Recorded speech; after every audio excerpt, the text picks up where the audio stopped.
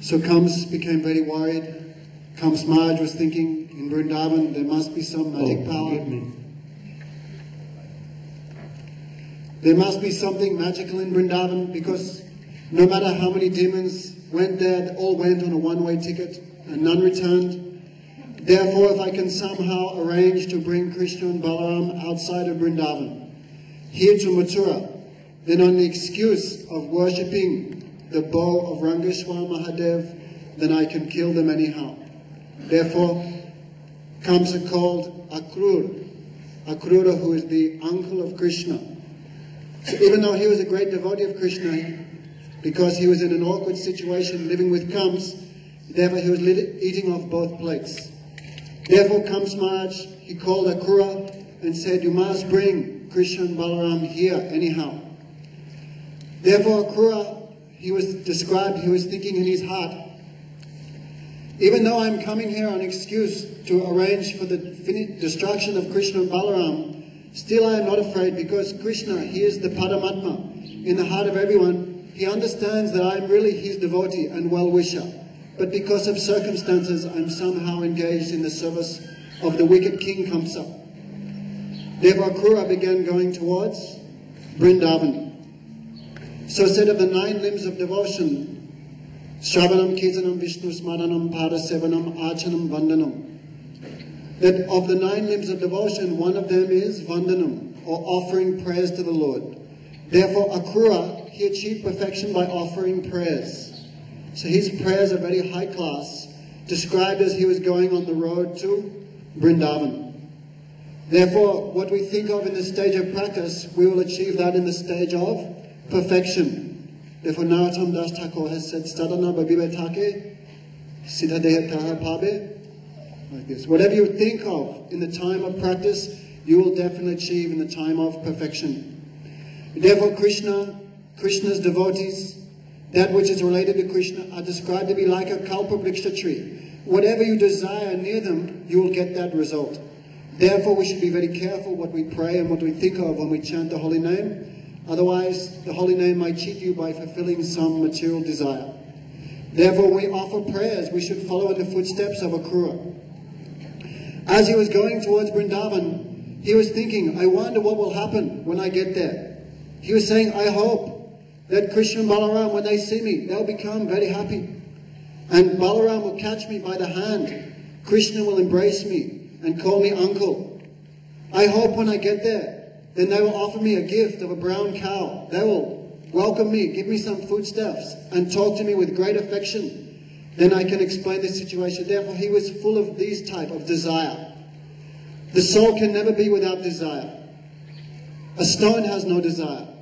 But we are Atma, we have consciousness. Consciousness means desire. Therefore, Buddhists and impersonalists, they think in the stage of perfection there is no desire. But this is completely wrong. In the stage of perfection there is also desire. Desire to serve Krishna. Therefore, Akrura was thinking like this as he was going towards Vrindavan. As he came there, he saw the footprints of Krishna and Balaram in the dust.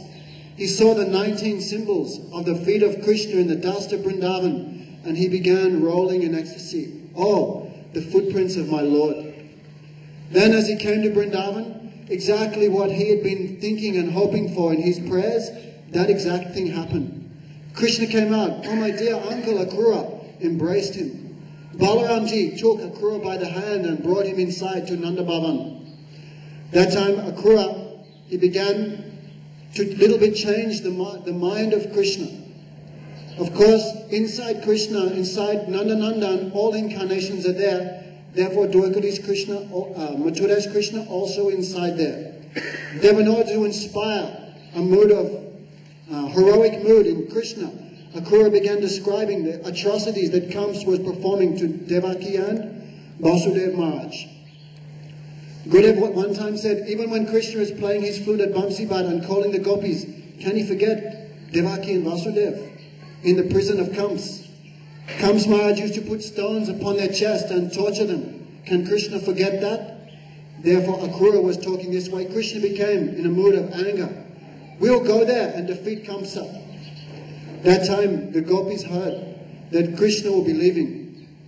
Therefore they became most distraught. All the cowherd boys became happy. Oh, we will go with Krishna on an adventure. But the gopis became most distressed. The gopis know everything. Therefore they know Krishna goes there, he will not return. Therefore all that night Akrura stayed there, and in the morning he took Krishna and Balaram upon his chariot. Sri Sukadeva Goswami describes it with one hand Akrura was driving the chariot, and with the other hand he had his arm around the waist of Krishna. Otherwise he is afraid Krishna will jump off the chariot and not go to Mathura. Therefore a very pathetic scene describes the gopis falling down like streaks of golden lightning lying on the ground, somehow trying to block the chariot of Akrura as it left. Some gopis tried to throw themselves under the wheel of Akrura's chariot. Some tried to hold the reins of the horses. Some gopis could not even move. Such was their separation from Krishna. It said this is Bhuvan Milan. They are meeting Krishna but about to be separated. Therefore their separation mood became in a very high way. Therefore Akrura, therefore really he is a Krura. Krura means cruel. Because he took Krishna and Balaram outside Vrindavan, moving the golden chariot this way and that way. He dodged between the different gopis and left. Therefore it's described for the next, Sanatana Goswami describes after 3 months Krishna returned. But some places we hear in another Prakash, 100 years the gopis stayed there. They never took bath, nor they washed their hair. Because that dust that came from the chariot of Akrura, that dust was the last connection they had with Krishna. Therefore they stayed in the forest of Vrindavan there at Kadamba Keri. And there they taught us how you have to weep for Krishna. Therefore, as Krishna went on the golden chariot of Akrura, the time came for midday. And Akrura, because he is following some vidhi, some rules and regulations, at 12 o'clock is a very auspicious time to remember Krishna by mantra. Therefore Akrura, leaving Krishna and Balaram on the chariot, he went to Brahmarad, which is described to be the border of Vrindavan and Mathura. That time the Yamuna was flowing there. Now the Yamuna has gone a little bit to the northern direction. But that time the Yamuna was flowing there.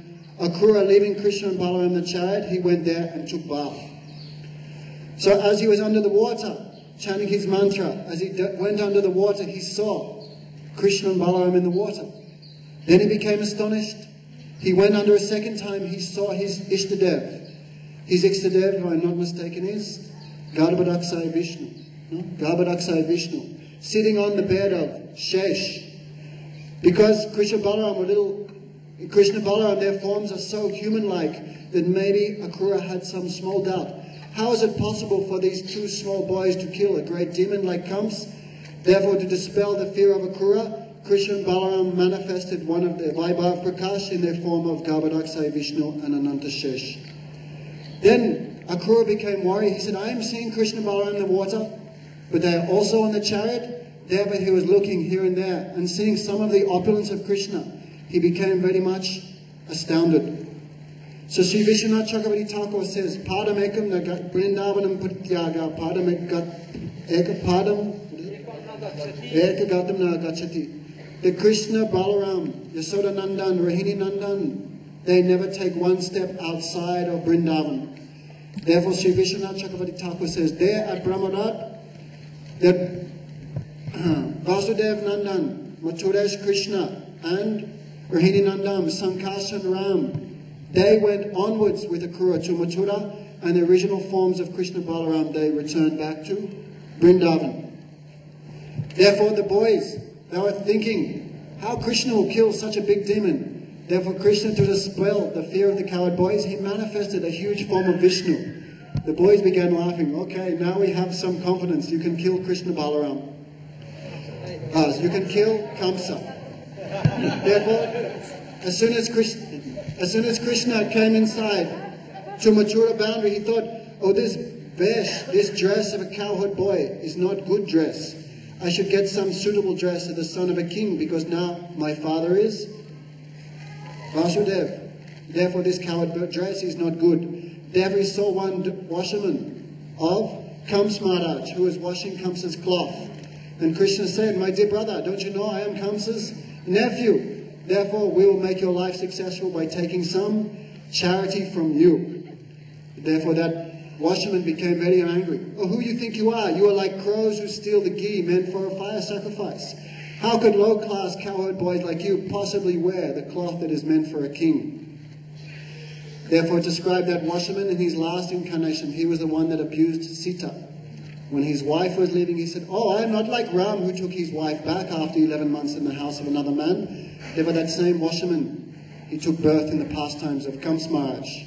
Therefore, Krishna wanted to repay the favor from his last incarnation. Therefore, Krishna took his head off with one slap and began dressing in the robes of Kamsa.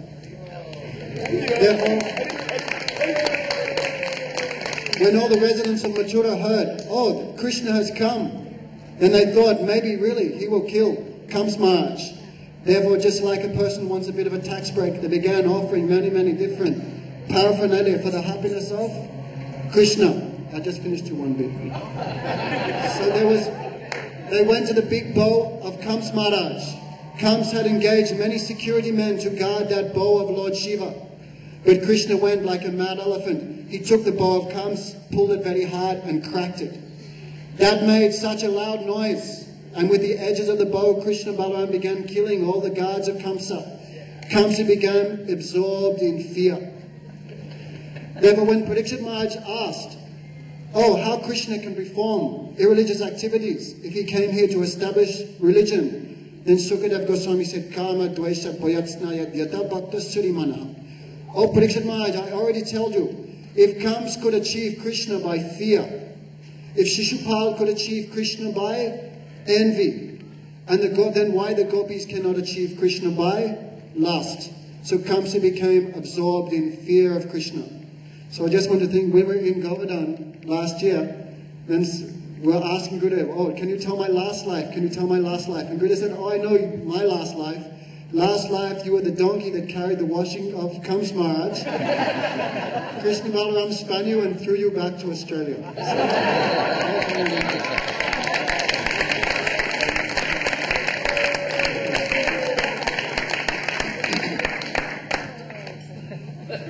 After that, what became Kanu? When he was in arena, after killing Kubalyapi,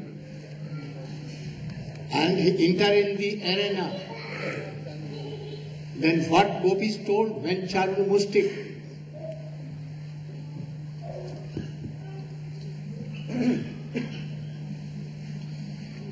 Om Jnanatimirandasya Jnananjana Shalakaya Chakshurunmilitam Jena Tasmai Sri Gurave Namaha. So this morning on the morning walk, we had some udipan. You know what udipan is? Some stimulation. And now I'm understanding why this event took place. Because Sugata Prabhu made a challenge to Brajanath that he would wrestle him right there in front of Gurudev with his arm tied behind his back. Prabhu is here? Sugata?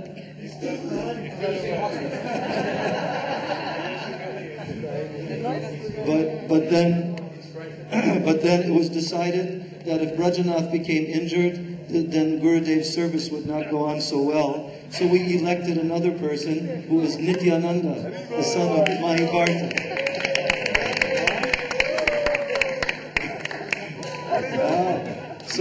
So then at the end of Gurudev's morning walk, they all gathered together in the middle. There was a grassy area, and they all prepared themselves. And Shivananda Sen Prabhu was the referee. Srila Gurudeva was standing watching. And then they went arm to arm, leg to leg. And in a very short period of time, Nityananda defended him. He defeated him.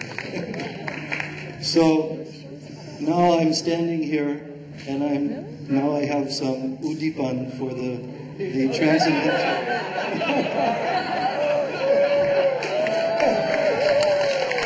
Sugata Prabhu ki jai.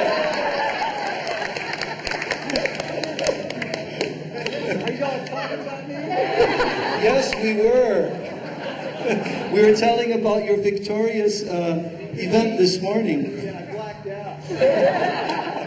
He said he almost died. I literally blacked out. I slapped down 3 times and I blacked So, out.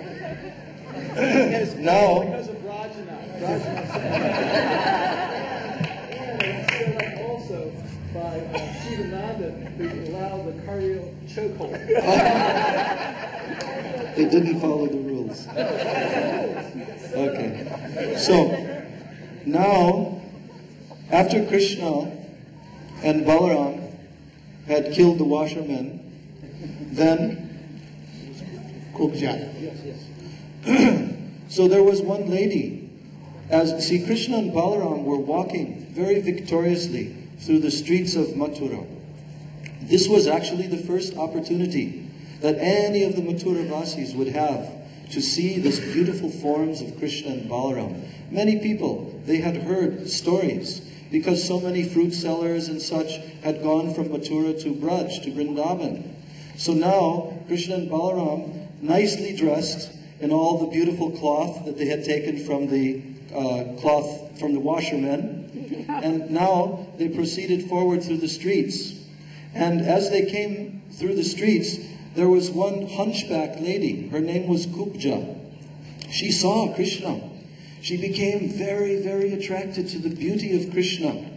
And she thought, oh, how beautiful. Such a personality. I wish that I could have relationship with him.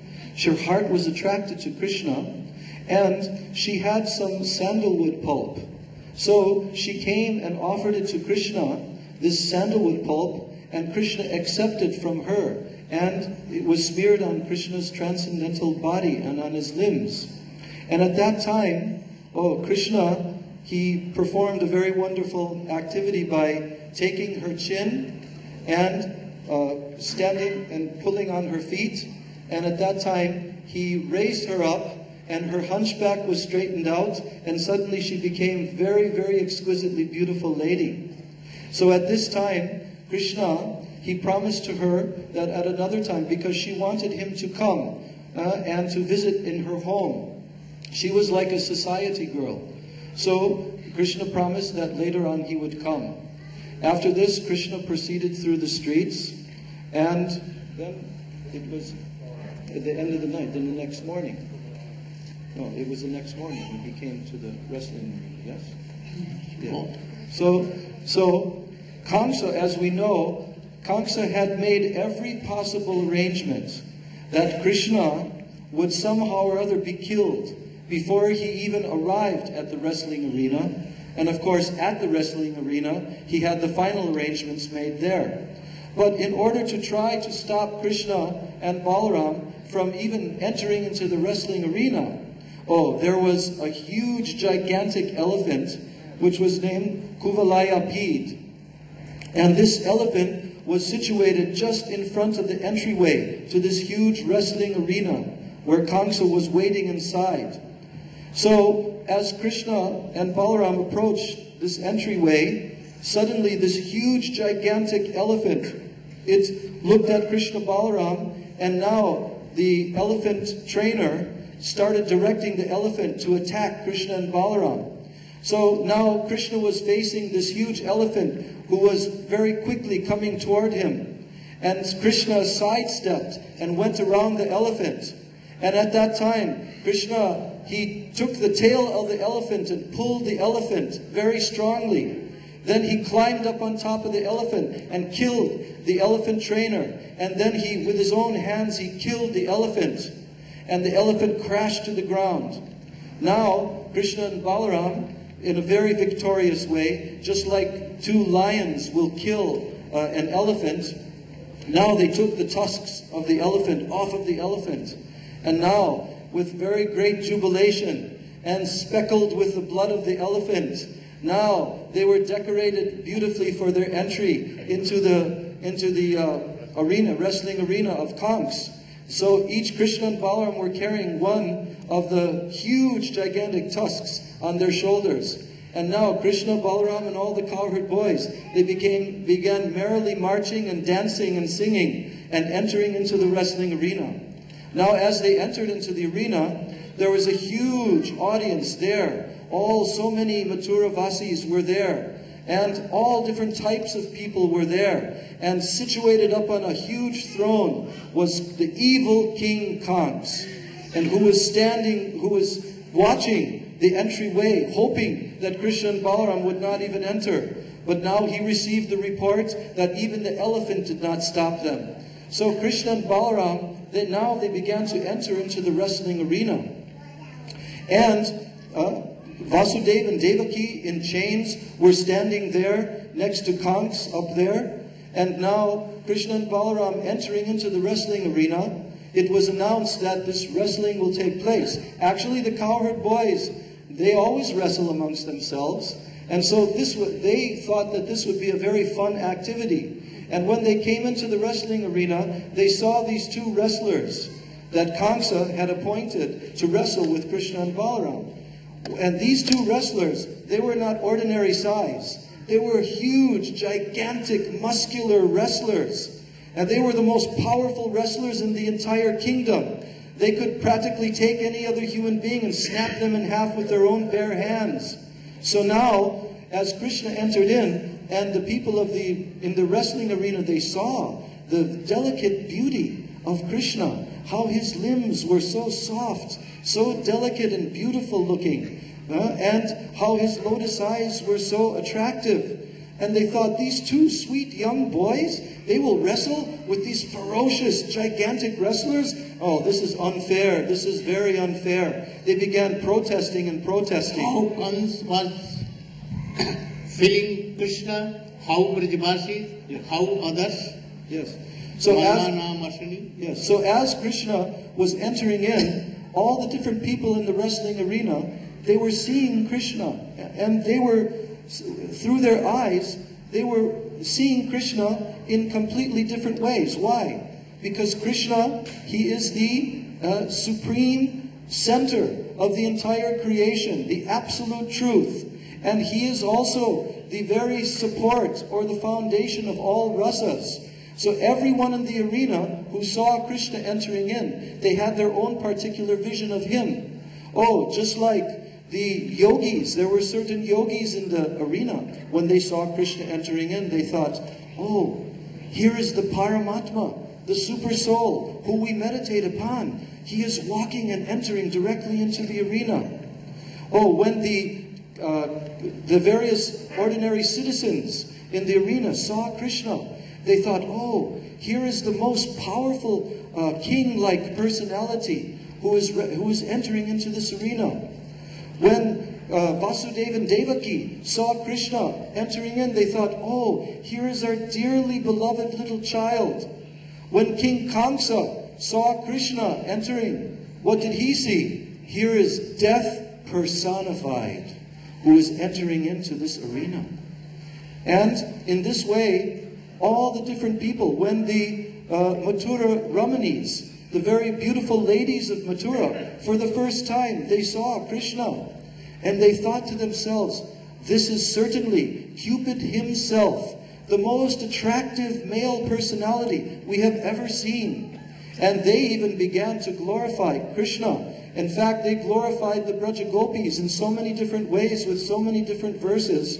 And they described that who can possibly imagine the good fortune of the Braja Gopis? Because those Braja Gopis, they are constantly meditating upon Krishna within their hearts, and they see him in his original state. Just like a lion which is running through the jungle looks very beautiful. But if you put that same lion into a cage, it is not as beautiful. So how fortunate are the Braja Gopis? Oh, that they have seen Krishna in that condition, in the beautiful forests of Vrindavan. They have danced with him, they have met with him. And the Mathura Ramanis felt like this, that how much more fortunate are the gopis, how much more exalted they are than themselves. And they always glorified the gopis in this way, that in their hearts, Krishna is riding on the chariot of their hearts, Urukrama Chitta Jana, that Urukrama Krishna, who is the performer of all glorious activities, and wonderful pastimes. He is constantly riding in the hearts of the Brajagopis, who perform all of their duties in their homes, constantly singing about Krishna and remembering him. Therefore, he enters within their heart and always remains there. So like this, all the different people in the wrestling arena, they had this vision of Krishna. So now the wrestlers, when they saw Krishna and Balaram, they also saw him as being as powerful as a thunderbolt. But yet, Krishna looked so very beautiful and young, just like a young teenage boy. So, Krishna and Balaram, they also mentioned to the wrestlers that, oh, we are just young boys and you are such huge, gigantic, grown men, so very strong. Perhaps this is not a very good match. But the wrestlers, they said, but we know how powerful you are, because we've heard about all the demons that you have been able to kill. Putana, huge, gigantic Rakshasi witch, 12 miles long. You killed her, even as a baby. You killed so many other demons, Aristasura, Keshi demon, and so many others. We also heard that you lifted a huge, gigantic mountain. So, therefore, we think that you are well matched with us. So, now we should wrestle. Finally, it was decided that they would wrestle, and Chanur and Mushtika, they each had the opponent of Krishna and Balaram. So now, when the wrestling match, the signal came to begin the wrestling match, then immediately Krishna went arm to arm, leg to leg with, I don't know, Chanur or Mushtika. And then Balaram, he went arm to arm, leg to leg with the other. And they were pulling and they were pushing one another. And in this way the wrestling was going on. And the huge, gigantic wrestlers were trying with all of their might to completely tear apart and rip apart Krishna and Balaram. They were trying to beat them with their fists. But in this way, Krishna and Balaram, they showed their power and their strength. And within a very short time, Krishna and Balaram grabbed Chanur and Mushtika, wheeled them around, threw them down on the ground, and immediately their life was lost. And now Krishna turned and he faced Kamsa. And you can imagine now how much Kamsa was terrified, because every attempt he had made failed completely. Now even Kamsa was trying to call all of his guards to come and arrest Krishna and Balaram.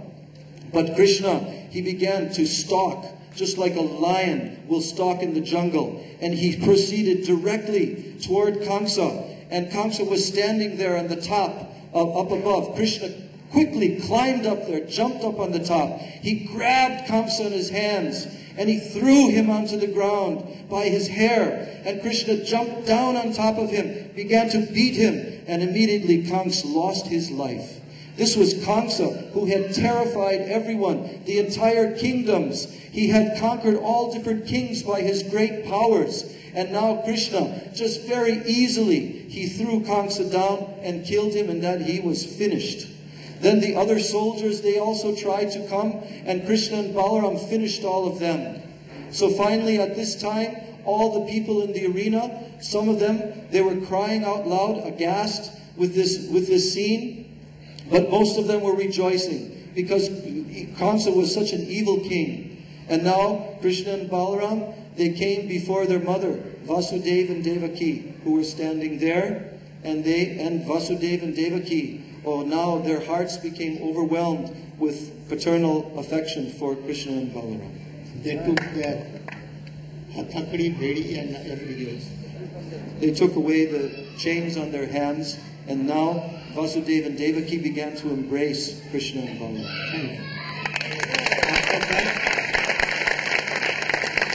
After that, can you tell something? No. After that, Kans was killed. Then his wife, Kans' wife, came and began to weep bitterly. Then Krishna consoled them and took Kans' dead body to Dhruva Ghat, and he did sanskar, and then he returned back. And at once, there was no king at that time, Kans was killed. Now,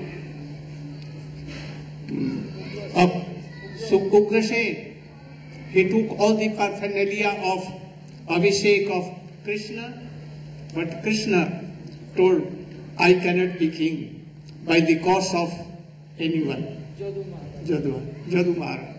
So, with that paraphernalia, he made Abhishek of Ugrasen Maharaj and he became king. Krishna told that we Baldeva servant, whole demigods, whole world will come to you and pay tax to you. So don't worry. After that, anyhow, in the evening, Krishna and Baldev went to Nanda Baba, who was staying nearby Jamuna river, out of the town.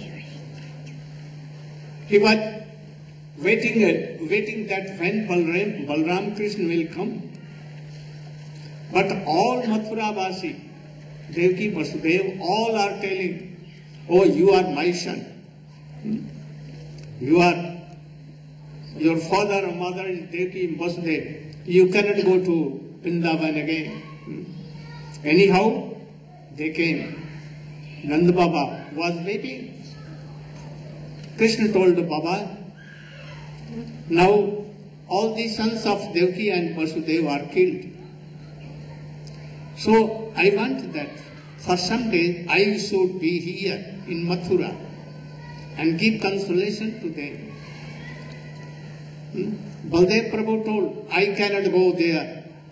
I cannot be in Mathura except Krishna. If Krishna will stay, I will stay. Otherwise, you are my father and mother. I don't know who is Devaki and who is Vasudeva, because you have nourished me from and you have given life. So really you are mother and father.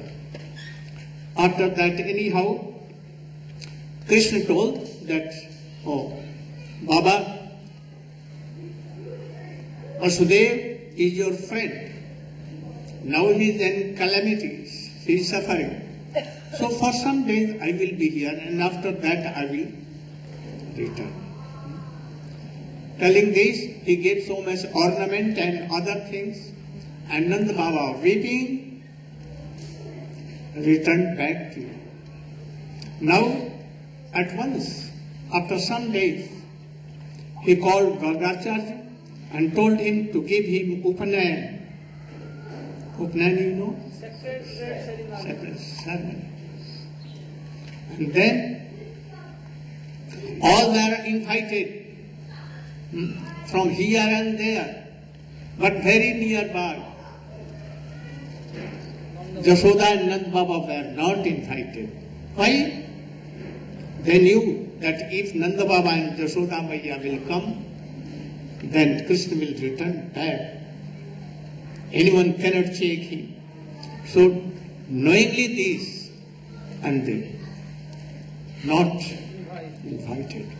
But when Krishna and Balram were saved, they were given saffron cloth, danda, and khana, and chhatra, umbrella.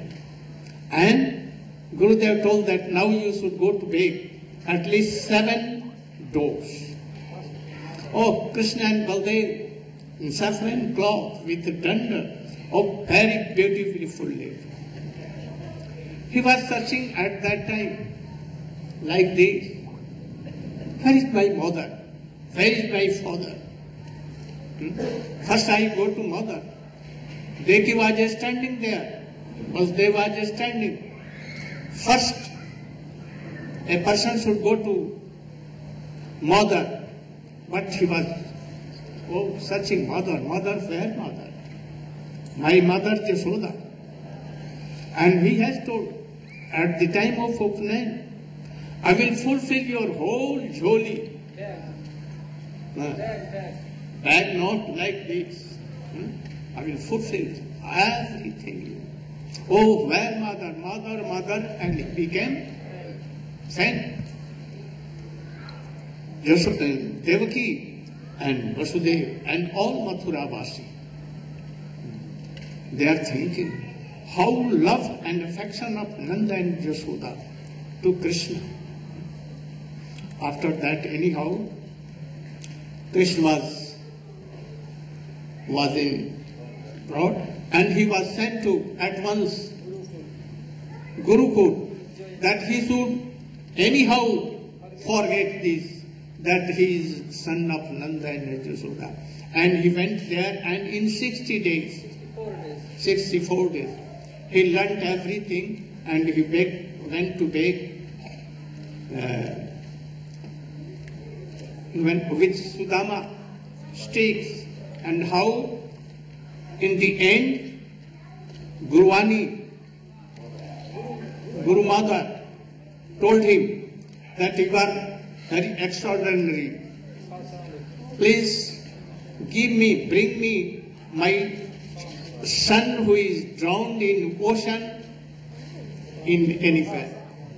Prabha. And then Krishna, what did? Miraculously, with Baldev he went and he brought his son. And he was Madhumangal. In this way, now the question comes. Krishna returned to Vrindavan. By this form he could not.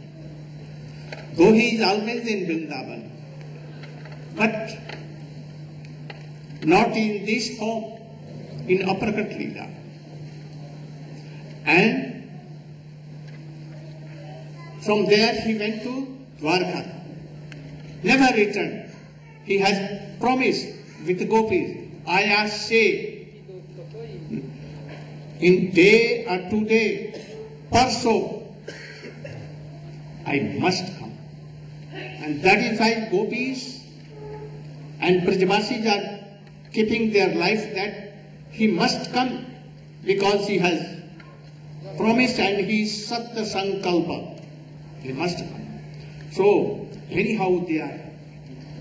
Now the question that anyone, Krishna, always sinking in the ocean of Braja, and where there is love and affection more, anyone wants to be there. So surely Krishna always sinking in the love and affection in Braja. Why he came to Mathura? Not such love like Jashoda, Nanda Baba, Brajavasi, his Sakha. There is no Govardhan and other things. So why he returned back? If he returned back anyhow, after killing Kans, why he could not return to Mathura, Vrindavan, Nandagaon? Why? And if he does not come, returns back, then he is very powerful. He can take all the gopis there in Dwarka. Why he is not taking?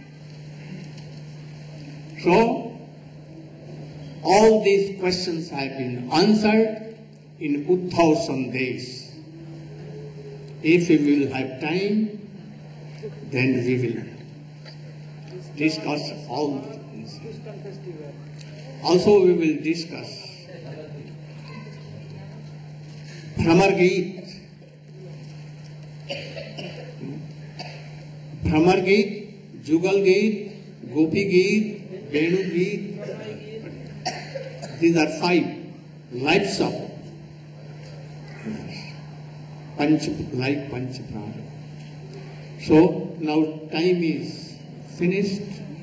So we want to finish here, and anytime again next year we will try to explain the Dwarka Leela, how he defeated Kansa, how Mahabharata, and how all other happenings we will discuss. Gaur Premanand. Also, I want to invite you all who has no money problem. I am inviting all for Navdeep Parikrama. Very soon, in a month, about 26th February is what? And we will do Parikrama. I am inviting you all so you can come and enjoy that festival. About more than 10,000 devotees will be there, Hari Katha will be there, and we will circumambulate Navdeep Dham, 9 islands. And the story of Chaitanya Mahaprabhu will be there. Go Premanand. Now, Shaman Kumar should come, and who have helped it in this festival. I want to give them thanks and my heartily blessing. I feel that this festival is successful. All these sannyasis.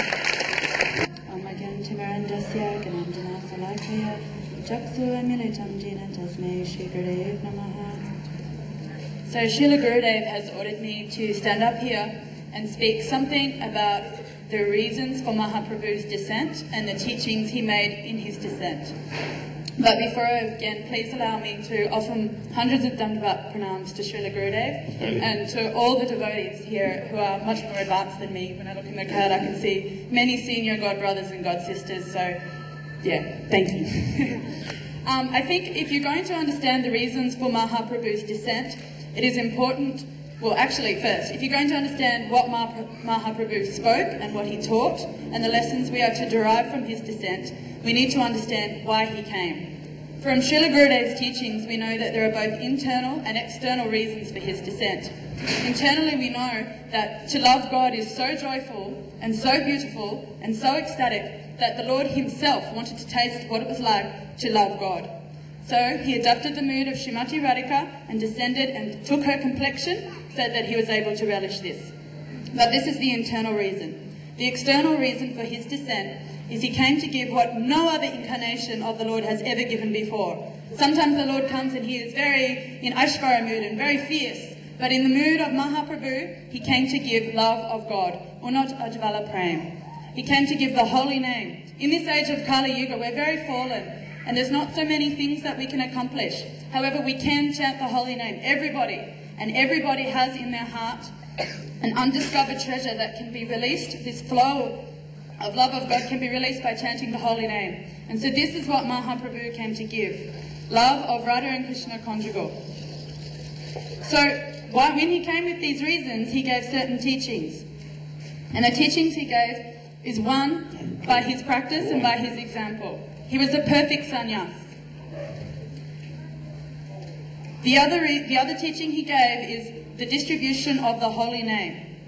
Everywhere. We know that he came across Jagai and Madai. Jagai, we're all like Jagai and Madai actually. They were running around and they were behaving terribly. But Mahaprabhu still gave the holy name because he is so merciful. And we know that he gave this holy name so that we can attain bhakti. And Srila Gurudeva the other day was describing to us what is bhakti. And he said he wants us to understand what is bhakti. He talked about the gradations of bhakti. And Gurudev told us we need to understand what is bhakti for two reasons. One, so that we are not affected by any misconceptions about what our goal is. And two, so that we are able to know what our goal is. In many ways, I was thinking when he was saying this, in many ways the mind is like a courtroom. And the issue, it's true, and the issue is how to be happy. If in court one lawyer gets up and says, oh, you should do this just because, and gives no reason, then the judge will go, this is rubbish, get out, you have no authority, you have no reasoning. However, Srila Gurudeva is like the best advocate, and he is the advocate in the courtroom of our mind, and he is saying, you should do this and you'll become happy because A, B, C, because this is bhakti, this is what will make you happy. Not this material life, not our relationships, not this body, what will make you happy is love of God. And this is why we need to understand the gradations of bhakti. This is what Mahaprabhu came to give. And it's within all your hearts, and Srila Gurudeva is travelling to unlock the treasure of your heart, to give up our foolish ways, and with our mind and our body and our heart, chant the holy name and try to serve Gurudeva as best as possible.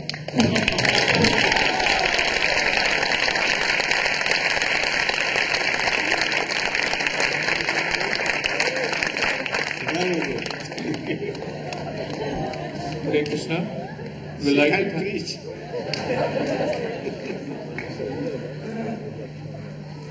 Hare Krishna. I'd like to thank the devotees in Hawaii for organizing such a beautiful festival. And as Srila Gurudev said, there is the second part of the Bhagavatam Katha, the 5 main Geets, Gopi Geet, Brahmar Geet, Venu Geet.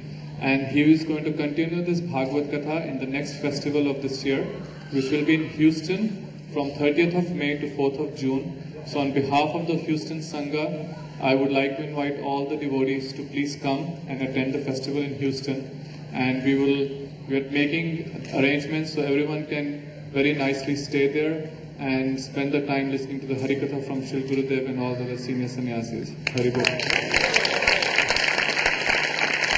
One thing I want to tell you. I have bring you here. So powerful Harikatha is done. But sometimes I see to whom I have given second initiation, they have left their upavit and not chanting and remember properly, even not meditating 3 times the mantra that I gave. But still they are coming. I want that they should be strong. Always they should read Upadeshamrita and Manasikha. And in that, what Gurudev has given mantra, strongly they should meditate and chant that name. Otherwise, how they will have gain?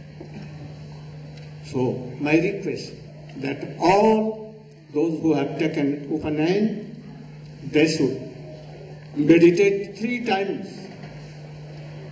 these months, and then they will realize something. Gaur Pramanande.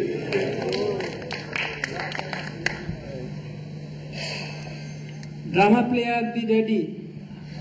Hare Krishna.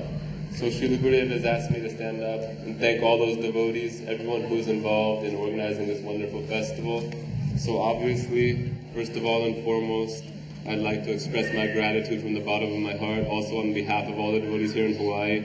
I'm sure all the devotees who have come here, and all the devotees who are watching around the world via webcast. Thanks so much to Srila Gurudeva for coming and providing this wonderful inspiration for the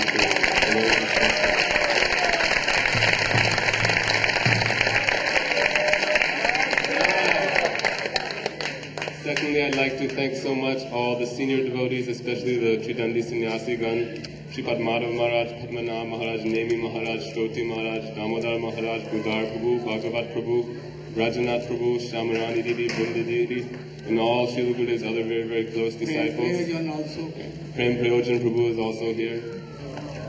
And as far as all those devotees who perform so many services throughout this program, in the kitchen, headed by Shikhandi Didi, Sudarshan Prabhu, Manmohan Prabhu, Shama Priya Didi, Nilachala Didi, Pran Govinda Prabhu, Tilak Raj Prabhu, Pankaj and his wife, Nityananda Prabhu, Gaurahari Prabhu, Gopavalabha, Harivalabha Lalita, Mr. and Mrs. Verma. And as far as the organization goes, I would like to thank very much my father, Gopavindapal Prabhu. He's not here. I would like to thank him. Also Nihari Prabhu and his wife, Baba Tarini Didi. Mr. Uncle Raghunath and his wife Taruni, Champa Kalata, and Chandrika Didi, who had the hardest job in the whole program, collecting festival fees from all the devotees. So on her behalf, as well as my behalf, I'd like to apologize to all the devotees if there was any offense in collecting these fees. It was a very difficult task. We'd like to thank Goloka Prabhu, Indradev Prabhu, Rupa Manohar Prabhu, Vrindavan Prabhu, Kamala Kanta Prabhu, one from Hilo, also one from Germany, Rohini Nandan Prabhu and his wife Anandini, Kamalakshi, Krishna Kanti Prabhu, who has provided all this sound system and made sure everything is running through. And as far as in the drama cast, we have Sriram Prabhu and his family, all his young children. We have Mangala Didi and her family. We have and on the webcast we have Stoka Krishna Prabhu, Achyuta Prabhu, and Isha Prabhu, who have provided this so all the world can watch this program. And then also, lastly, I'd like to thank so much our dear friend Gaur Sundar Prabhu. Remember last year in May, Srila Gurudeva was in Oahu. He was doing writing there, and it came the occasion of Sringadev's appearance day. And he left Oahu over there, and he came to Hilo for a few days. We thought to celebrate this occasion of Sringadev's appearance day. So after a few days, when he was getting ready to leave from the airport, he asked us, "Do you know why I've come?" And we were all thinking, oh, because he would like to, celebrate this occasion with all the devotees here in Hilo. But he said, no, that's not the reason. The only reason I've come here is to see Gaur Sundar Prabhu. So I'm so thankful that Gaur Sundar Prabhu is here, because I know it's a very, very big inspiration for Srila Gurudeva to come here and to perform this Vyasa Puja festival now for 3 years, 4 years, and hopefully many, many years into the future. So I hope that we can host Srila Gurudeva for this occasion, as well as all the devotees. I hope you all can come every year for many years into the future. Thank you very much.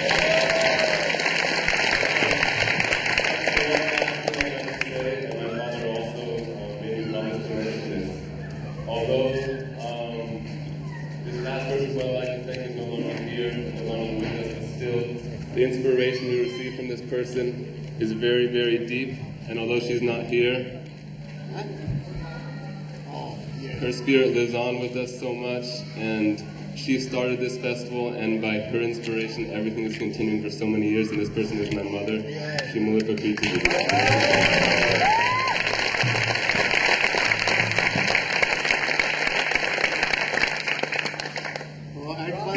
Drama play. I just received the information that, as you know, you're being heard all over the world, all over Africa and Asia and America and India. We just heard that even Premananda Prabhu in Mathura has the whole group there watching you right now.